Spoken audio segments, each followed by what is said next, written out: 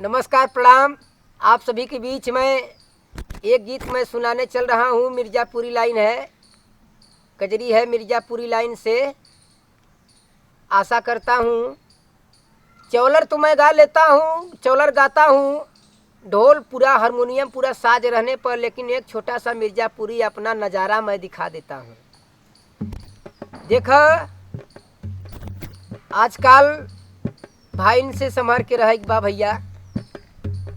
तो कौनो लड़का भाई में अपने छोट रहा, छोट जरूर रहा। जाना था आप लोग, जे जितना ही छोट रहा था वो उतना ही खोट रहा था, ठीक बा। तो लड़कवा अपने बड़का भैया से बतियावत रहा, और का कहत रहा आप लोगन के बतावत है भजन के माध्यम से। सुना,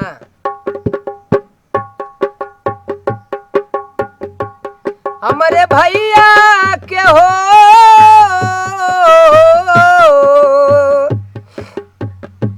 हमारे भैया के सड़ुआइन सवखीन बा, लागत नमकीन बाना। हमारे भैया के सड़ुआइन सवखीन बा, लागत नमकीन बाना। ए नमकीन बाना हो, नमकीन बाना, नमकीन बाना हो, नमकीन बाना। हमारे भैया के सड़ुआइन सवखीन बा, लागत नमकीन बाना। हमारे भैया के सड़ुआइन सवखीन बा, लागत नमकीन बाना।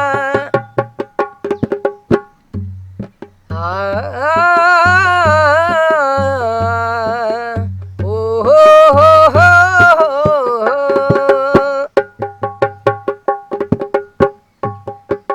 लेकिन बात क्या है, ओकर चढ़ल बा जवानी करतिया मान मानी हो। कि भैया लइकवा बतावता कि भैया तहा सड़ुआइन बिया जरूर, लेकिन कहीं दूसरे से बजी बहू।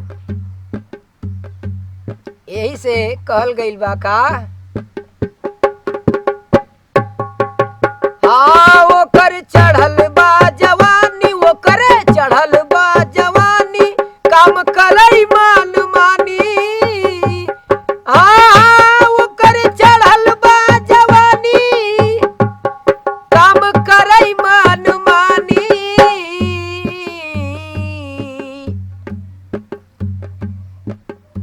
लेकिन और बात का बा, देखई में लागई हो, जैसे देखही में दाल मोट नमकीन बा, बड़ी नमकीन बाना। देखई में लागे जैसे दाल मोट नमकीन बा, बड़ी शौकीन बाना। लेकिन और का बा, बात यही है दोस्तों, बटई मोहवा का खोर, करई सबसे तोर मोर। बटई मोहवा खोर, करई सबसे तोर मोर।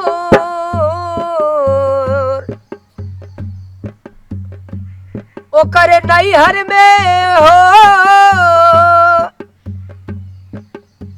कहा लइकवा कि जोन भौजी बा हमार, ओकरे नैहरे में, मतलब ओकरे घरे, जो सड़ुआइनिया बा ओकरे घरे,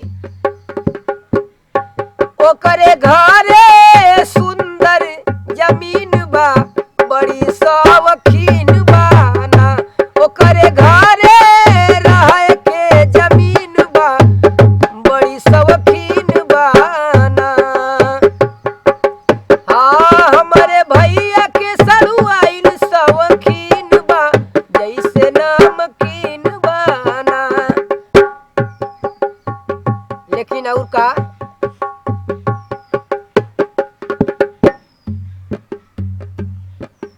बात है क्या,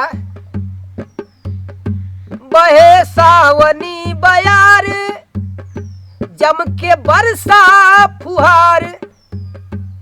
हाँ बहा सावनी बयार, जम के बरसा फुहार।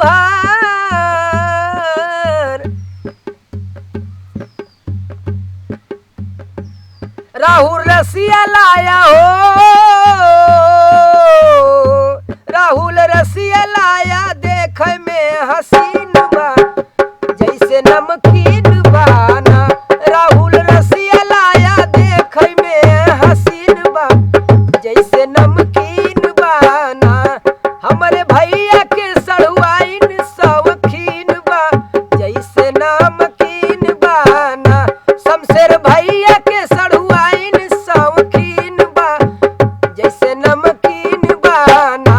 पारस भैया के सड़ुआइन शौकीन बा जैसे नमकीन बाना। टेम्पू भैया के सड़ुआइन शौकीन बा जैसे नमकीन बाना। गीत अच्छा लगी आप लोग प्यार जरूर दिया। धन्यवाद।